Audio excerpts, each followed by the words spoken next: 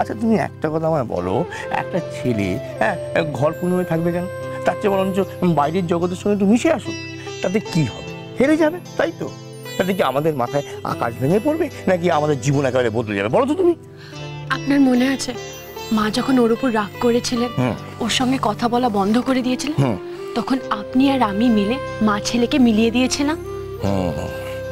না, আমি কি করেছি? আমি কিছুই করিনি বড় মা, যা করার সবই তুমি করেছো। হ্যাঁ না বাবা, আপনি না থাকলে আমি একা কিচ্ছু করতে পারতাম না। সেদিন আপনি আমাকে যেভাবে সাহায্য করেছিলেন, আমার মাথার উপর হাত দিয়েছিলেন, আজও তেমনই থাকবেন তো আমার সাথে? বাবা, আপনার আশীর্বাদ চাই। আমি তোমার সবসময় আশীর্বাদ করি মা। হ্যাঁ, এখন এখন বলো দেখি বড় বৌমা, এই বুড়োটা তার বড় বৌমার জন্য কি করতে পারে বলো? হ্যাঁ, যেভাবে হোক মাকে রাজি করাতে হবে। আমি জানি মা বললে ও ঠিক নাম দেবে। আমি বেশ বুঝতে পারছি মা কোনো একটা ব্যাপার নিয়ে ভয় পাচ্ছেন, তাই ওকে প্রতিযোগিতায় নাম দেওয়ার কথা বলছেন না। বাবা, মাকে কিন্তু রাজি করাতেই হবে।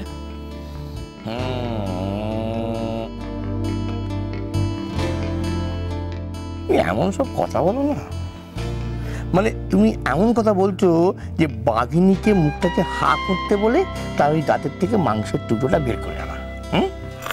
যাকে কি আর করা যাবে, তুমি যখন বলছো। শোনো বড় বৌমা, একটা কথা তোমাকে বলে রাখি, তুমি যদি আমায় বলো তাহলে দরকার পড়লে না আমি বাঘিনীর দু একটা দাঁতও খুলে আনতে পারি। আচ্ছা বাবা, আমি এখন ওই ঘরে যাচ্ছি। একজন ভদ্রমহিলা এসেছেন, মার সঙ্গে কথা বলছে। আচ্ছা আচ্ছা, আমি আসছি। হ্যাঁ এসো এসো। এটার আবার কি হলো?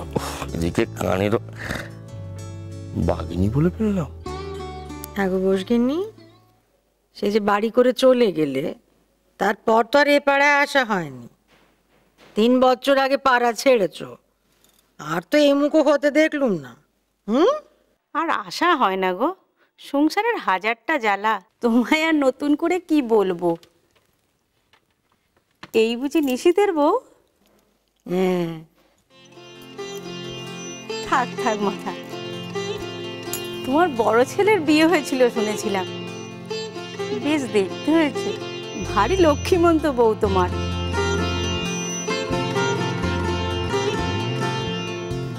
মা, আমি বেরোলাম। কতক্ষণে বাড়ি ফেরা হবে শুনি?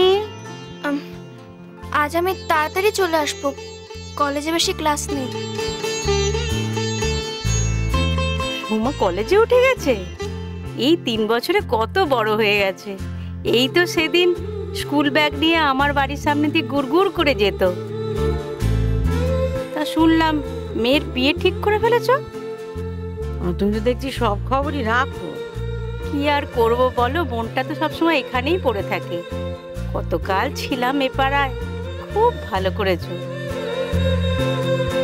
বেশ ডাগর ডগর হয়েছে। তো এবার বিয়ে দিয়ে দেয়াই ভালো।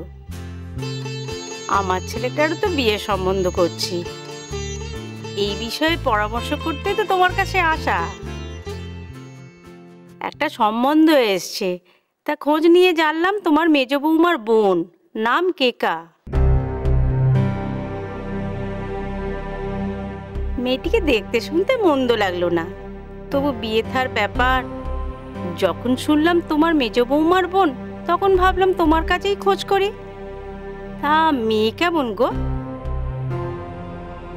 তুমি তো তার দিদিকে নিয়ে ঘর করছো, বোন আর দিদির স্বভাব চরিত্রের মিল নিশ্চয়ই থাকবে। বাপ মা তো আর তাদের আলাদা আলাদা শিক্ষা দেয়নি, যা শিখিয়েছে দুজনকেই শিখিয়েছে। তা হ্যাঁ গো, তুমি কি বলো, এখানে কথা এগোবো?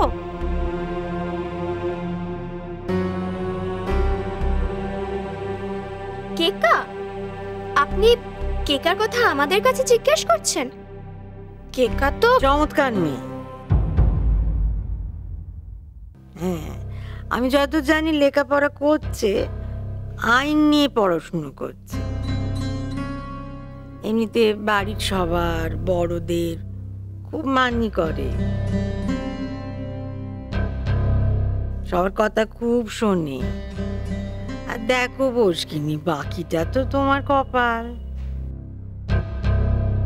ঘর না করলে তো আর পুরো মানুষটা চেনা যায় না।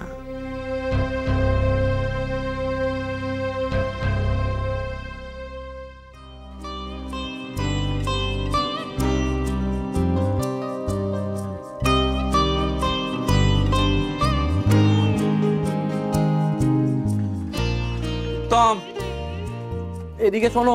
কেকা ভালো মেয়ে। মা, তুমি কেকার প্রশংসা করলে? তুমি কি এরই মধ্যে সব ভুলে গেছো? ওই কেকাই ওর মা আর ওর দিদির কথা শুনে তোমার নামে থানায় নালিশ করেছিল। ওর জন্য তোমাকে জেলে যেতে হয়েছিল, আর তুমি ওনাকে সত্যি কথাটা বললে না। বাহ! থাক, ওসব কথা বুঝবে না তোমরা। সংসারে তো ওপর ওপর ভেসে ভেসে চলো, গভীরের সঙ্গে তো কোনো সম্পর্ক নেই। কোন সত্যিটা সংসারে কখন বলতে হয় আর কখন কোন সত্যিটা বলতে নেই, এটিও শিখতে হয়।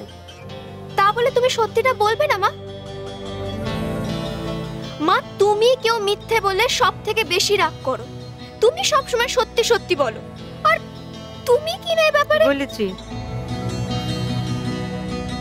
কোন মিথ্যাটা বলেছি আমি? আমি তো বলেছি লেখাপড়া জানে, সেটা সত্যি। আইন নিয়ে পড়াশুনো করেছে বললুম, তাও তো সত্যি। এই বড়দের জন্যে, পরিবারের জন্য মেয়ে পারে না এমন কোনো কাজ নেই বললুম তো, সেটা তাও তো সত্যি। ও তো পারে, ও বাড়ির বড়দের কথা শুনে চলে তো, তাদের জন্য যা নয় তাই করতে পারে তো, তাই তো বলেছি। কোনো মিথ্যে কথা আমি বলিনি। আর ভালো করে শুনে রাখো, কোনো মানুষের ভালোর জন্যে একটা মিথ্যে বলা না হাজারটা সত্যির থেকেও বড়। কেকা ভুল করেছে, কারণ তাকে ঠিক ভুল শিখিয়ে দেবার কেউ নেই।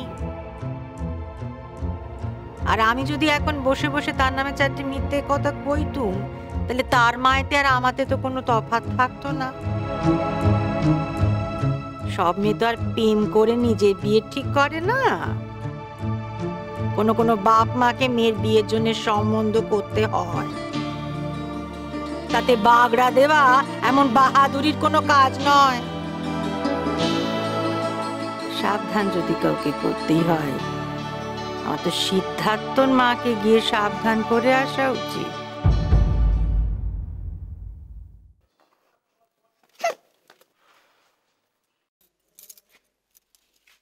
ও বড় বৌমা, আজকে তো মেজো বৌমাকে ডাক্তারের কাছে নিয়ে যাওয়ার দিন, তো শ্যামল তো নেই, তুমি নিয়ে যেও।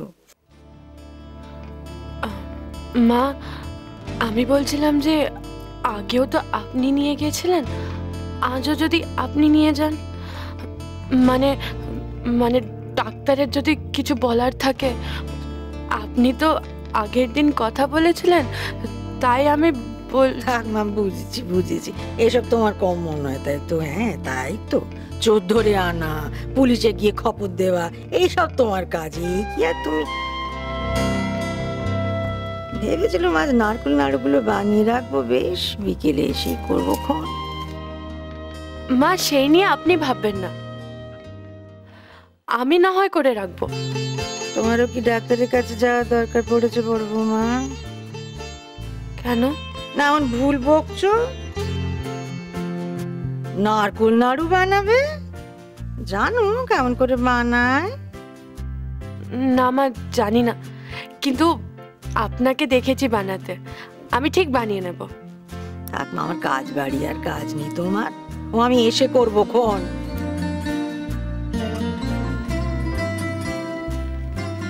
বড় বৌমা, বাবা, এবার আমাদের কাজ শুরু।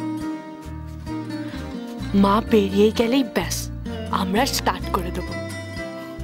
কিন্তু করবোটা কি বলবে তো? বলছি, তবে আমাদের যা করতে হবে খুব তাড়াতাড়ি করতে হবে। দেখুন, মা জানে আমি নারকেল নাড়ু বানাতে পারবো না, এখন আমাদের